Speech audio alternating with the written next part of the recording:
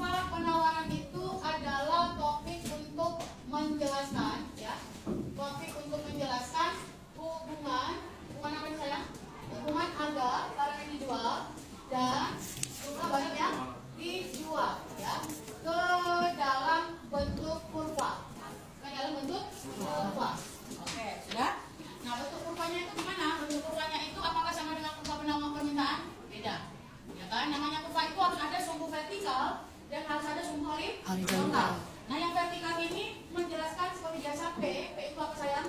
Harga. Yang horizontal itu vertikal, yang horizontal apa? Q itu apa? Jumlah barang. Oke, bentuknya dari mana?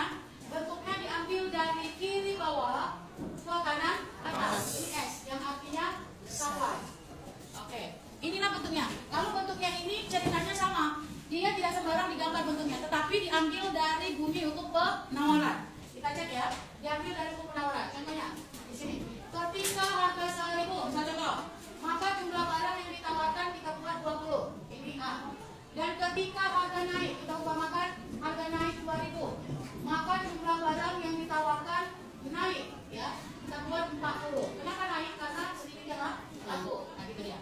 Jadi semakin naik harganya, jumlah barangnya yang tersedia semakin tinggi. Semakin turun harga barang, jumlah barang yang tersedia semakin sedikit. Nah, jadi ini gambarnya, ini bentuknya tidak asal keluar, tetapi berasal dari bunyi hukum penawaran. Gitu. Lalu Bu, nah kita lihat kalau hukum penawaran ini terjadi karena jumlah barang dipengaruhi oleh harga. Lalu Bu, pertanyaannya, kalau faktor-faktor lain yang mempengaruhi penawaran, apakah bentuknya seperti ini? Tetap bentuknya seperti ini, hanya saja akan terjadi perubahan.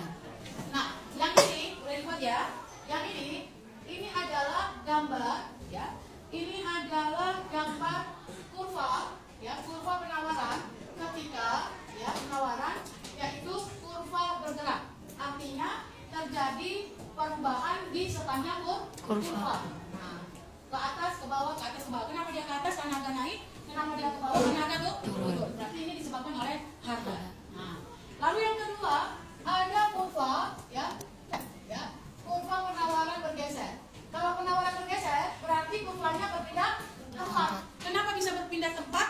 Karena penawaran itu terjadi karena dipengaruhi faktor lain. Ya, saya buat sini. Kurva penawaran bergeser ini terjadi dikarenakan, ya, penawaran, ya, penawaran dipengaruhi faktor-faktor lain, ya, dipengaruhi faktor-faktor lain. Jadi ketika faktor lain yang mempengaruhi penawaran, maka mengakibatkan kurva akan bergeser. Ulangi. Ketika faktor-faktor lain yang mempengaruhi penawaran, maka kurva penawaran akan bergeser. Nah, kalau harga yang mempengaruhi penawaran, maka menyebabkan kurva akan bergerak. Begitu juga di permintaan. Kalau permintaan dipengaruhi oleh faktor lain, kurva permintaan akan bergeser. Kalau harga yang mempengaruhi permintaan, maka kurva permintaan akan bergerak, gitu ya. Jadi kalau harga yang mempengaruhi bergerak, kalau faktor lain mempengaruhi bergeser. Nah, bentuk kurvanya seperti ini. Perhatikan kembali. Bentuk kurvanya seperti ini, ya. Yang vertikal ini P, yang horizontal ini Q. Kita umpamakan sini kurvanya. Kurva yang pertama S. Ketika di sini, ya, kita misalkan ini terjadi pada saat harga 1.000, penawarannya kita berapa, Bu? 20. Nah, bergeser nih. Nah, bergeser ke mana? Sukamu? Kita geser ke mana? Kanan. Boleh. Bergeser ke kanan, ready? Boleh. S1 ya. Nah, bergeser ke kanan, coba kita ilustrasikan. Bergeser ke kanan, ya.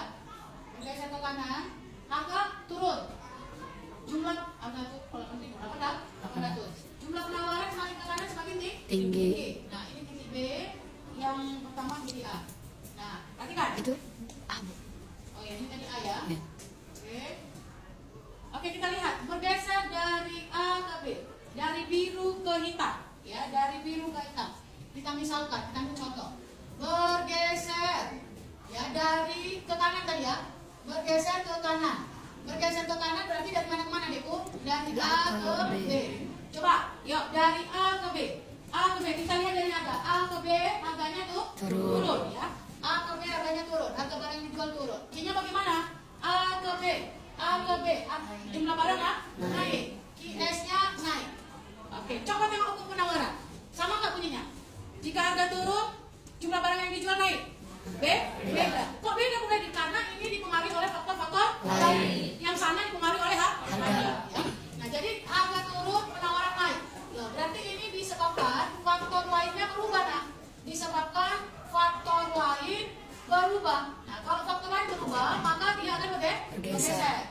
bisa berubah. Apa yang berubah? Faktor lain misalnya jumlah produsennya menurun. Menurun atau meningkat?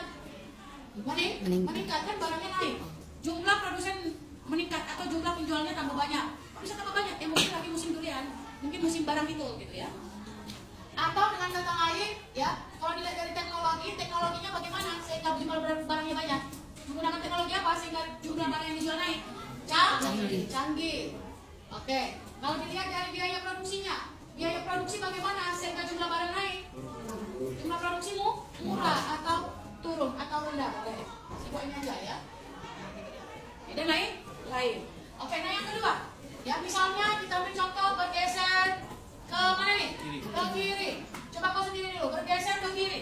Kalau bergeser ke kiri, berarti dari B ke A. Nah, kalau dari B ke A, B-nya bagaimana? Harganya naik. Jumlah barangnya gimana, Nak? Turun. Nah, ini karena apa terjadi? Ini terjadi disebabkan faktor lain berubah. Berubah apa yang berubah? Jumlah produsen bagaimana?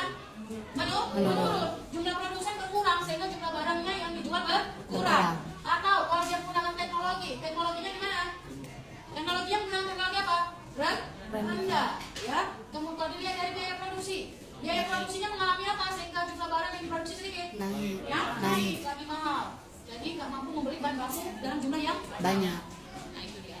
Nah inilah faktor-faktor lain yang bisa menyebabkan kurva bergeser. Faktor lain itu berubah sehingga menyebabkan kurva bergeser. Kalau faktor lain ini tetap, maka kurva tidak bergeser, tetapi bergerak. Maksudnya berubah sepanjang kurva. Paham sampai situ?